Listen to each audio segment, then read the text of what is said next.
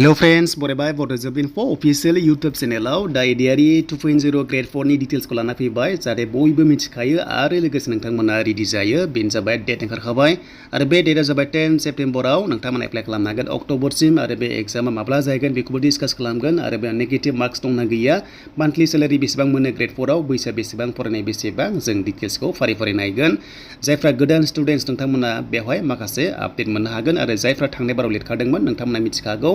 and बेनिफ्राय डिटेल्सखौ नायबाय थागोन नेक्स्टआव फैगोन ग्रेड 3 भिडिअ आरो लोगोसे आसाम पुलिस कमान्डनि थाखाय फैगोन नेक्स्टआव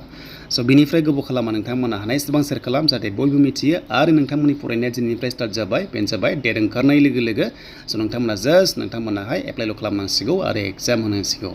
स' बिदिब्ला गोबाव खालामा जों थांग्रोनिफ्राय अफिसियेल वेबसाइटआव बेनिफ्राय एग्जामखौ सोर कन्डाक्ट खालामगोन जों बेखौबो डिसकास खालामगोन बड' जब इनफ' इउटुब चेनेलाव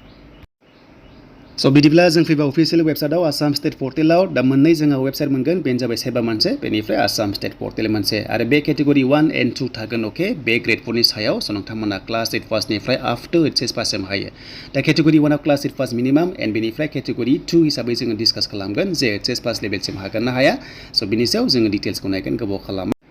स' बेनिफ्राय जायफ्रा डिग्री फार्स्ट नोंथांमोना ग्रेड 4 आव खालामनाङा जुदि माबाफोर जुदि हमजायोब्ला स' नोंथांमोना प्रब्लेम जानो हागौ स' बेखायनो नोंथांमोना गाइडलाइन्सखौ फल' खालाम एन्ड बेनिफ्राय जोङो डिटेल्सखौ डिसकास खालामगोन जे जोंहा माखासे अफिसियेल नटिफिकेसन बेखौ नायगोन एन्ड बैसो 18 निफ्राय 45 इयार्स एसटि एसिआ आरो जेनेरेलाव 40 इयार्ससिम नोंथांमोना हागोन बैसोखौ जेबो टेनसन लानाङा एन्ड बेनिफ्राय फरायनाय डिटेल्सखौ जोङो मान्थलि सेलारिखौबो जोङो बेयाव नायगोन दा लोगोफोर जोङो थांनाय बारनि सिलेक्सन प्रसेसखौ नायोबा पस्टआ बांसिन दङमोन आरो बेनो जाबाय नोंथांमोननि केटेगरि 1 एन्ड 2 ओंखारो केटेगरि 1 आव नोंथांमोना मिनिमाम क्लास 8 पास अके हमना ला क्लास 8 पास एबा खायसे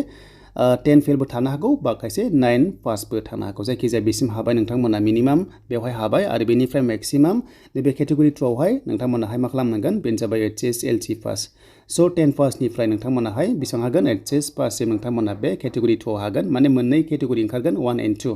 1 आव क्लास 8 पास मिनिमाम आरो बेनिफ्राय केटेगरि 2 आव मिनिमाम नोंथांमोना 10 पास बेनिफ्राय मेक्सिमाम एचएस पाससिम हागोन आरो डिग्री पासआ बेयाव हानाय नङा अके स' बेखायनो नोंथांमोना जाहाथे नेक्स्टआव दा खालाम मिस्टेक आरो बे पस्टआ नोंथांमोना ओभारअल 5000 पस्टआ दङ बेखौनो केटेगरि 1 एन्ड केटेगरि 2 रानगोन आरो नोंथांमोना बेवहाय मोननो हागोन एन्ड बेनिफ्राय बैसो स' नोंथांमोननि बैसोआ जाहैबाय मिनिमाम 18 इयार्स अके आरो लोगोसे नर्मेलाव 40 इयार्स बाट जोंनि एसटिआ बारा मोनो बेनो जाबाय 45 इयार्ससिम स' नोंथांमोना हागोन एसटिपिआव एसटिआव अके स' नोंथांमोना बे जाबाय एन्ड बेनिफ्राय डकुमेन्ट्सआ नोंथांमोना मा खालामनांगोन स' नोंथांमोना गासैबो डकुमेन्ट्सखौ लाजोबखाबानो जाबाय आरो एमप्लयमेन्ट एक्सचेन्जआव जाहाथे नोंथांमोना आपग्रेड खालाम जुदि मिस्टेक जादोंमोनब्ला थांनाय बारावहाय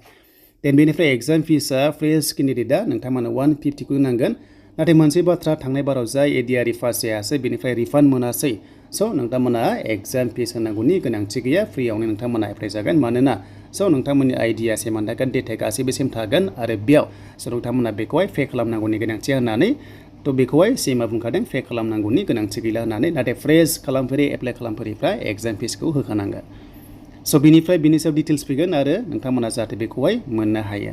देन बेनिफ्राय सेबायानो बेखौहाय एप्लाइ खालामगोन सेबायाव नोंथांमोना गासैबो डिटेल्सखौ मोनगोन बे क्लियारखा आरो 10 सेप्टेम्बर जानाय लोगो लोगो नोंथांमोनाहाय बेनि एप्लाइ खालामनो हागोन अक्ट'बर 10 सिम देन बेनिफ्राय स' नोंथांमोननि एग्जामा नभेम्बर एबा डिसेम्बर थ' नोंथांमोना बे मोननै दानावहाय जाहैनायनि चान्स दङ आरो नोंथांमोननि फाइनाल साख्रिया 2024 आव जाहैनायनि चान्सआ दङ मानोना माखासे प्रसेसनि गेजेरजोंहाय स' नोंथांमोनखौहाय लागोन देन बेनिफ्राय एग्जाम स' एग्जामा 100% नोंथांमोना बर'जों एग्जाम लिरनो मोनगोन अके नोंथांमोना बेखौ मोनखागोन आरो बे एग्जामनि मार्क्सआ नोंथांमोनाहाय मिथिखागौ जे बेयाव नेगेटिभ गैया स' बेयाव नेगेटिभ गैया फार्स्टआवनो रिटेन एग्जाम जागोन अके बेनिफ्राय सेकेन्डआव नोंथांमोनाहाय भाइभा टेस्ट लागोन अके स' नोंथांमोनखौ भाइभा टेस्ट लागोन आरो थांनाय बारनि एग्जाम होनोबा स' नोंथांमोना हमना ला 135 नि एग्जाम जादोंमोन एन्ड बेनिफ्राय भाइभा टेस्ट नोंथांमोनखौहाय लागोन अके नोंथांमोना भाइभा टेस्ट एन्ड बेनिफ्राय स' नोंथांमोननि साख्रि दा जायफ्रा नोंथांमोना ग्रेड 4 आव एप्लाइ खालामनो सानदों स' नोंथांमोना सिलेबासखौ मोजां नायखादो जेरैहाय दा फार्स्टआवनो मेथ्स फैखायो अके बेनिफ्राय इंलिस थाबाय बेनिफ्राय नोंथांमोननि माखासे रिजनिं थाबाय आरो लोगोसे नोंथांमोननि माखासे हिस्ट'रि टाइपनि थाबाय आसाम हिस्ट'रि इण्डियान हिस्ट'रि बेनिफ्राय नेसनेल जिअ'ग्राफि बा आसाम जिअ'ग्राफि नोंथांमोना बेफोरखौ गासैबो फल' खालामबानो जाबाय एन्ड बेनिफ्राय इंलिस ग्रामारखौ नोंथांमोनाहाय जाहाथे बेखौ नायो स' नोंथांमोना बुजिबाय मेक्सिमाम फरायनाया नोंथांमोना जाबाय एचएस पास लेभेलसिम बे पस्टआव हागोन दानिया फैबाय जेब्ला साख्रि मोनगोन ग्रेड 4 आव अब्ला स्टार्टिंआव बेसेबां सेलारि एबा नोंथांमोना बेथन मोनगोन अके बेखौ गोबां मिथिनो लुबैयो ग्रेड 4 आलदा थायो केटेगरि 1 आव हमना ला 3900 आरो बेनि बेसिक सेलारिया जाबाय 2000 स' बेखौहाय नोंथांमोना दाजाबनांगोन प्लास जायो बिदिनो ओभारअल बेसेबां मोनगोन नोंथांमोना 18 निफ्राय 21 नि गेजेराव मोनहैयो बेनो जाबाय स्टार्टिं जबावहाय आप टु नोंथांमोना लास्टसिम हमना ला 52,000 नि बारा मोनहैगोन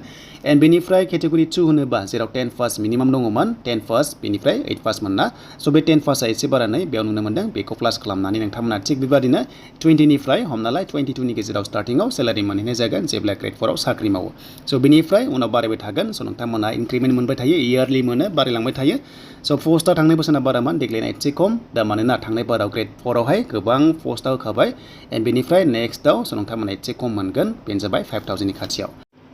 स' बेनोमोन ग्रेड 4 नि गासिबो डिटेल्स नोंथांमोना बुजिजोब्बाय दानिया भिडिअखौ नायनानै मोजां मोनदोंबा लाइक कमेन्ट शेयार आरो जायफ्रा चेनेलाव गोदान स' नोंथांमोना साबस्क्राइब खालामना लाबानो जाबाय बेनिफ्राय WhatsApp ग्रुपआव नोंथांमोना जइन जायाखैब्ला स' जानो हागोन आरो जायफ्रा जाखांबाय स' नोंथांमोना जानाङा गोदानफोरखौहाय नोंथांमोना चान्सखौ होनो हागोन